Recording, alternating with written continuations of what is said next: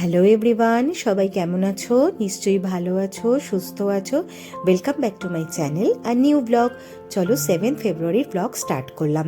তো 7 ফেব্রুয়ারি সকালবেলা মানে শুক্রবার সকাল সকাল উঠে দিব্যেন্দু আর সোনুর জন্য টিফিন রেডি করে দিলাম।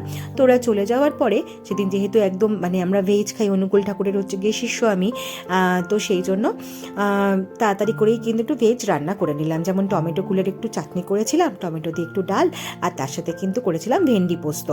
তো ভাবলাম যে ঠিক আছে চলো। তার মধ্যে আমার বাইও প্রায় 2-3 দিন ধরে আসছিল না, ওর মায়ের খুব অসুস্থতার জন্য। তো ভাবলাম ঠিক আছে, আর রাত্রিবেলা তো যেটুকু বাসন আর কি হয় দিব্যেন্দুই আর কি করে দিয়ে যায়, কারণ অপারেশনের পরে না আমি দাঁড়িয়ে দাঁড়িয়ে অত হচ্ছে গিয়ে করতে পারি না। যাই হোক, এরপরে কাজকর্ম করে ব্রেকফাস্ট করে তো আমি অনেকক্ষণ ধরে আর কি রেস্ট নিচ্ছিলাম। এরপরে প্রায় ধরো 10:30-11টার সময় এই যে আমার মুখে এখন হাসিটা দেখছো কেন জানো? আমি একদম 10:30-11টার সময় সারপ্রাইজ হয়ে গেছিলাম, কারণ আমার বাবা মা দুজনেই একদম হঠাৎ করে 10:30 থেকে 11টার সময় হঠাৎ করে আমার ফ্ল্যাটে হচ্ছে কি এসে মানে আচমকা একেবারে চমকে দিয়েছে। তো যাই হোক, তারপরে তো হচ্ছে মানে সবাই মিলে হচ্ছে কি অনেক গল্প গুজব করলাম। এরপরে সবাই স্নান টান হচ্ছে কি করে নিলাম। আর খাবারে তো মোটামুটি মানে ভেন্ডি পোস্ত, ঘরে পাতা টক দই, টমেটো কুলের চাটনি, টমেটো দিয়ে ডাল আর বেগুন ভাজাও করেছিলাম। তো সেগুলো মোটামুটি খাওয়া দাওয়াও হচ্ছে গিয়ে করে নিলাম।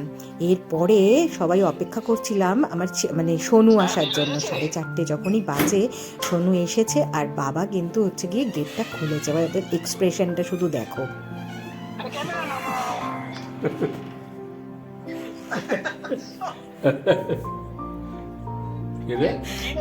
কি খবর?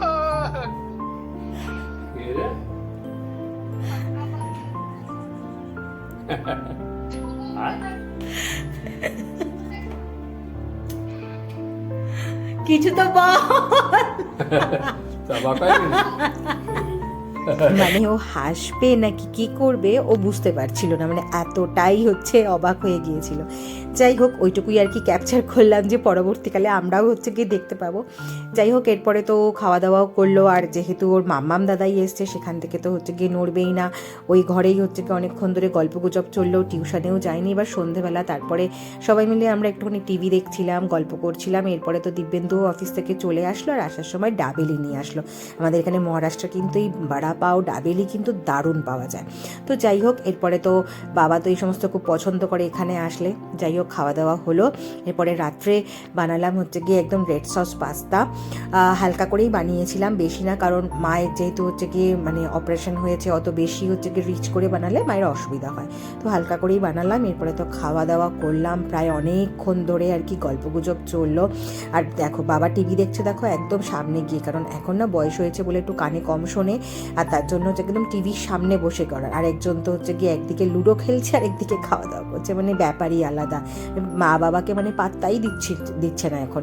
যাই হোক, আজকে ব্লগটা আমি এখানেই শেষ করলাম। সকলে ভালো থেকো, সুস্থ থেকো, সাবধানে থেকো।